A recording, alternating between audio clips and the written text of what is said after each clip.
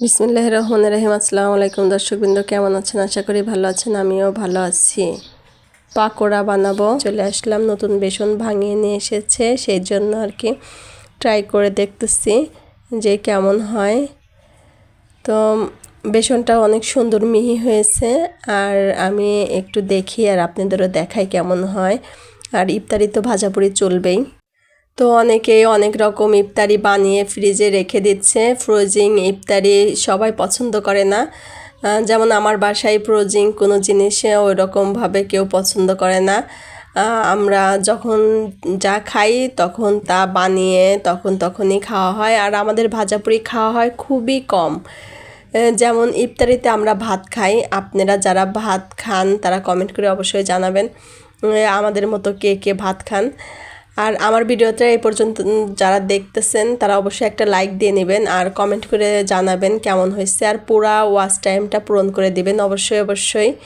আর ভালোবাসা দিয়ে যাবেন। আমি সবার যখন যার দেখি তখন তার ভালোবাসাটা দিয়ে আসি। তো যাই হোক, যে গল্প বলতেছিলাম, তো আমাদের ইফতারিতে ভাত খাই আমরা। আমি এসে দেখি আমার শাশুড়ি, মা, বাচ্চাদের সবারই আর কি ইফতারিতে ভাত খায়। ওরা ভাতটা খুব পছন্দ করে।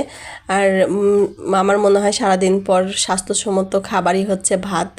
আমরা ভাজাপুরি খুবই কম খাওয়া হয় না যে তা না। তাহলে বলবেন যে এই যে বেসন ভাঙালেন, এই যে ছুলা কিনলেন, এই যে এটা করলেন, এটা সেটা করলেন। না, খাওয়া হয়। আমাদের কেমন খাওয়া হয় যে আমরা আগে ইফতারিতে পানি মুখে দিয়েই আর কি আমরা ভাত খাই, এরপরে হচ্ছে আমরা ইফতারি খাই। যেমন ভাতের সাথে বেগুনি বা বড়া এটা সেটা একটু নেই, তখনই ভাতের সাথে সব কিছু খেয়ে নেই। আর ওই রকমভাবে এসে আবার মানে মাগরিবের নামাজ পড়ে তারপরে আমরা একটু রেস্ট করি। এরপরে দেন উঠে যায় রেস্ট শেষে যখনই এশারের আজান দেয় তখন উঠে গিয়ে আমি টেবিল গুছিয়ে এরপরে সব কিছু কাজকর্ম শেষ করে তারাবি পড়ে আপনাদের ভাইয়াও তারাবি পড়ে আসলে আমরা হচ্ছে মুড়ি মাখিয়ে বা হঠাৎ মুড়ি মাখানো হয়, বা ওরা আর কিছুই খায় না। বেশিরভাগ সময় দেখা যাচ্ছে ওই ভাজাপুরি যেগুলো থাকে সেগুলো পরে লাস্টে খায় আর কি। করা হয় না যে তা না, লাস্টে খায়, বা চুলা বোনানো থাকলে সেটা খায়। যে যখন যার যেদিন মনে চায় যে এটা করা হবে সেদিন সেটা করা হয়। কিন্তু বেগুনি আর পেঁয়াজও মাস্টে, এটা প্রতিদিনই থাকে। আর ছোলাটা হচ্ছে মাঝে সাঝে থাকে, বা প্রথম কয়েকদিন থাকে, লাস্টের দিকে আর কেউ খেতে চায় না, এইভাবে আর কি। আর আমরা হচ্ছে আপনার আমি ভাত খাই নামাজ পড়ে, আর একটু ভাত খাই, বা ওর মুড়ি টুড়ি মাখাইলে বা আম্মা মুড়ি খেতে চাইলে, আপনাদের ভাইয়া নামাজ পড়ে এসে খেতে চাইলে তাহলে মাখিয়ে দেয়, তখন একটু খাই। তো আমাদের মানে সব কিছুই আর কি, মানুষ কম, সব কিছু সীমিতের মধ্যে থাকে। আর ভাত খাওয়াটাই বেটার, স্বাস্থ্যসম্মত খাবার, এই আর কি।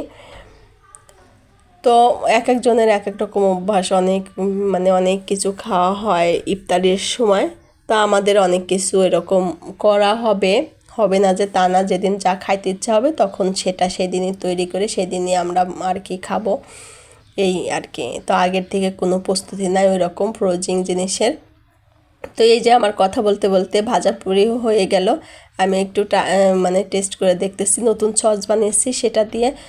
মানে আমার পেঁয়াজু ইয়াটা কি বলে পকোড়া বানানোটাও খুব সুন্দর হয়েছে, আবার সসটা তো দেখেছেনই, অসাধারণ হয়েছে। আর ইতিমধ্যে আপনাদের ভাইয়াও চলে এসেছে।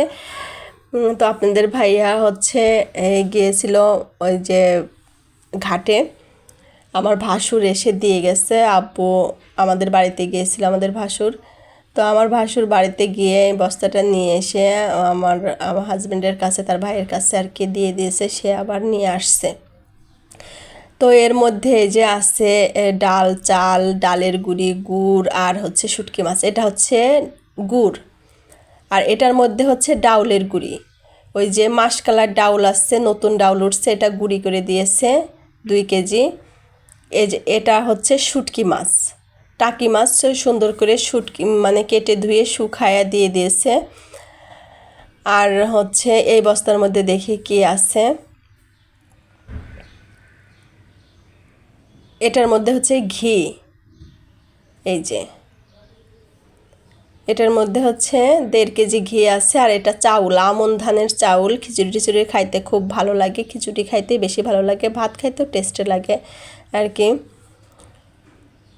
আর এটার মধ্যে আছে হচ্ছে ডাউল, একদম মাসকালের নতুন ডাউল উঠেছে, সেটাই আব্বু বাজার থেকে কিনে আম্মু সুন্দর করে নিজে হাতে ভাঙিয়ে ডাল বানিয়ে ভেজে ডাল বানাইছে, ডাল বানিয়ে আমার জন্য আর কি পাঠিয়েছে। আর বাবা মা যতদিন আছে ততদিন এই ভালোবাসা, বাবা মা না থাকলে এই ভালোবাসা আর পাওয়া যাবে না। তো এগুলো হচ্ছে অমূল্য রতন। এই যে এটুকুই আর কি, এটুকুই অনেক দামি জিনিস আমার কাছে। আর আমরা এবার আখের গুড়ের শরবত খাবো রোজার মধ্যে, এই জন্য আখের গুড় আনা। আমি এর আগে বাড়ির থেকে আখের গুড় নিয়ে এসেছি, আর এটাই আর কি আম্মু দিয়ে দিল, আবার কিনে দিয়েছে। এবার আমাদের মতন যারা আখের গুড়ের শরবত খাবেন তারা কমেন্ট করে জানাবেন, আর যারা যারা পছন্দ করেন তারা অবশ্যই জানাবেন। আর এই গুড়টা একদম নতুন যেখানে ভাঙিয়েছে সেখান থেকে আনা হয়েছে, খুব সুন্দর ঘ্রাণ আর টেস্ট।